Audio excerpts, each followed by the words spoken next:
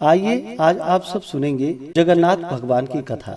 आषाढ़ मास शुक्ल पक्ष की द्वितीया तिथि के दिन जो भी भक्तजन सच्ची श्रद्धा के साथ भगवान जगन्नाथ का पूजन करते हैं, कथा श्रवण करते हैं, इस दिन रथ यात्रा निकालते हैं।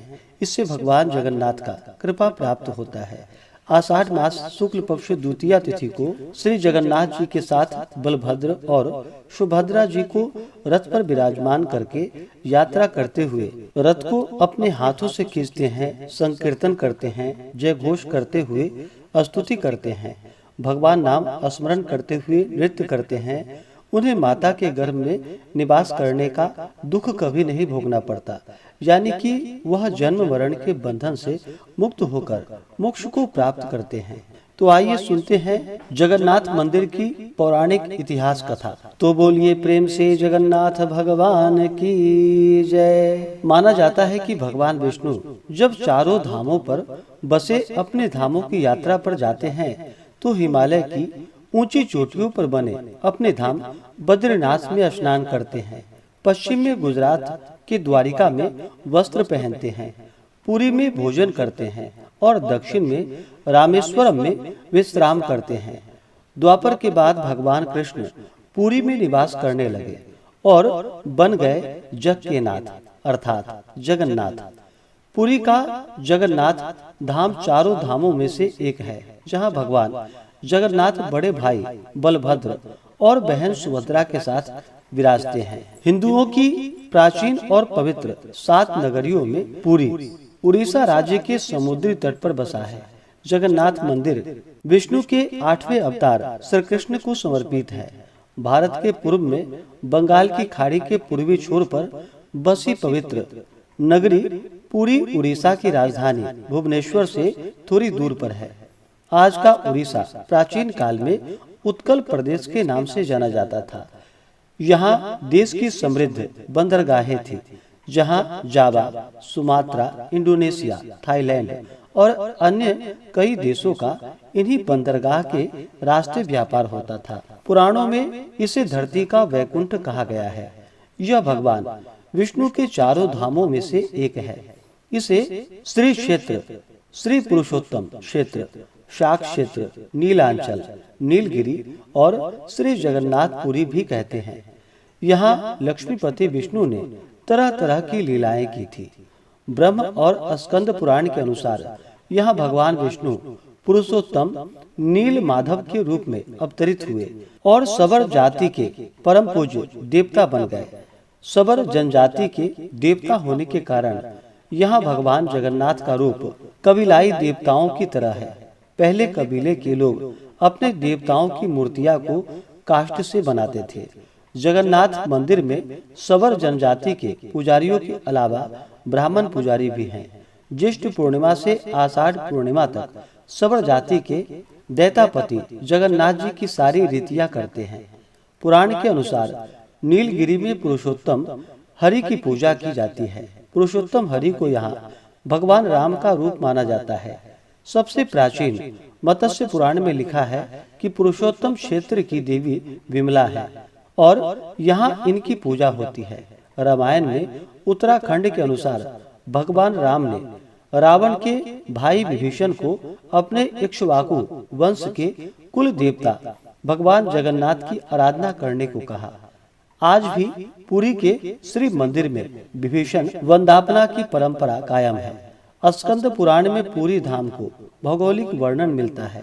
स्कंद पुराण के अनुसार पुरी एक दक्षिणवर्ती शंख की तरह है और यह 5 कोसी यानी 16 किलोमीटर क्षेत्र में फैला है। माना जाता है कि इसका लगभग 2 कोस क्षेत्र बंगाल की खाड़ी में डूब चुका है। इसका उदर है। समुद्र की सुनहरी रेत जिसे महोदधि का पवित्र जल धोता रहता है। सिर वाला क्षेत्र पश्चिम दिशा में है, जिसकी रक्षा महादेव जी करते हैं। शंख के दूसरे घेरे में शिव का दूसरा रूप ब्रह्म कपाल मोचन विराजमान है। माना जाता है कि भगवान ब्रह्मा का एक सिर महादेव की हथेली से चिपक गया था और यही आकर गिरा था। तभी से यहाँ पर महादेव की ब्रह्म रूप में पूजा करते हैं।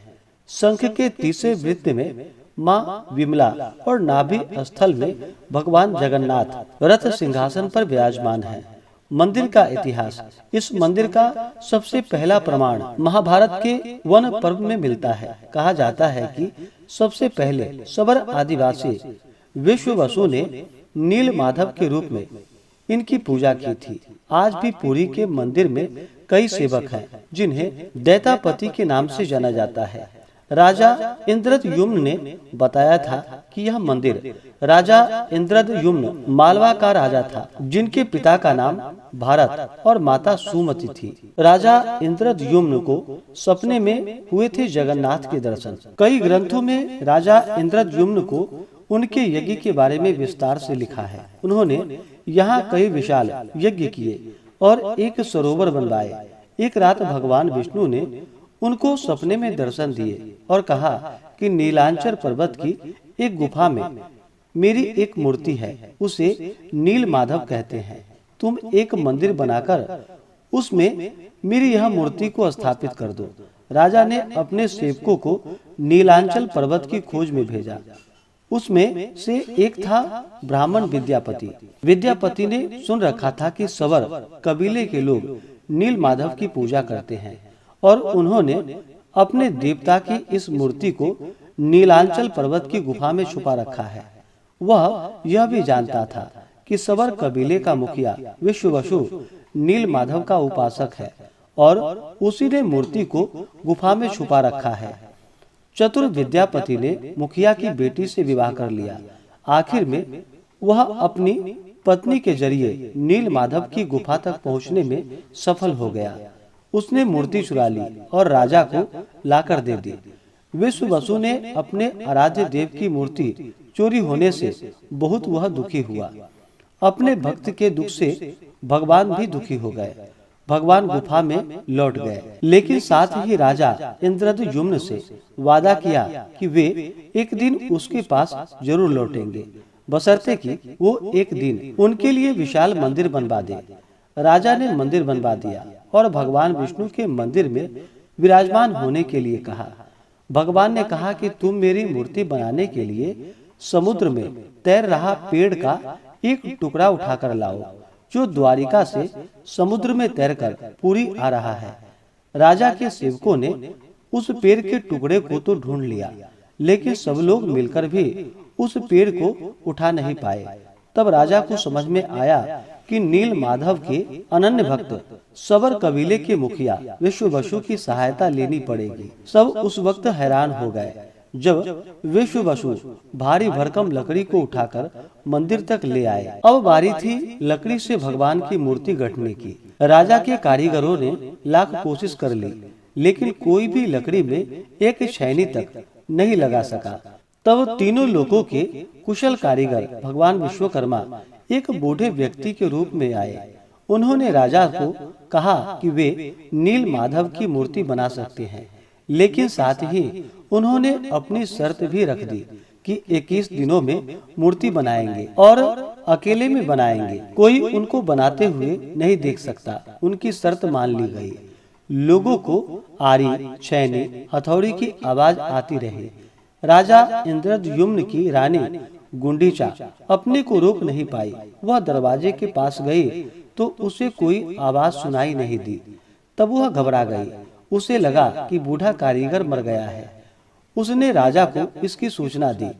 अंदर से कोई आवाज सुनाई नहीं दे रहा था। राजा को भी ऐसा ही लगा। सभी शर्तें और चेतावनियों को दरकिनार करते हुए राजा ने कमरे का दरवाजा खोलने का आदेश दे दिया। जैसे ही कमरा खोला गया तो बूढ़ा व्यक्ति गायब था और उसमें 3 अधूरी मूर्तियां मिल पड़ी। भगवान नील माधव और उनके भाई के छोटे हाथ बने थे, लेकिन उनकी टांगे नहीं थी, जबकि सुभद्रा के हाथ पांव बनाए ही नहीं थे। राजा ने इसे भगवान की इच्छा मानकर इन्हीं अधूरी मूर्तियों को स्थापित कर दिया। तब से लेकर आज तक तीनों भाई बहन इसी रूप में विद्यमान हैं। वर्तमान में जो मंदिर है वह 7वीं सदी में बनाया गया था। हालांकि इस मंदिर का निर्माण 2 ईसा पूर्व में भी हुआ था। यहाँ स्थित मंदिर 3 बार टूट चुका है। 1174 ईस्वी में ओडिशा शासक अनंग भीम देव ने इसका जीर्णोद्धार करवाया था। मुख्य मंदिर के आसपास लगभग 30 छोटे बड़े मंदिर स्थापित हैं।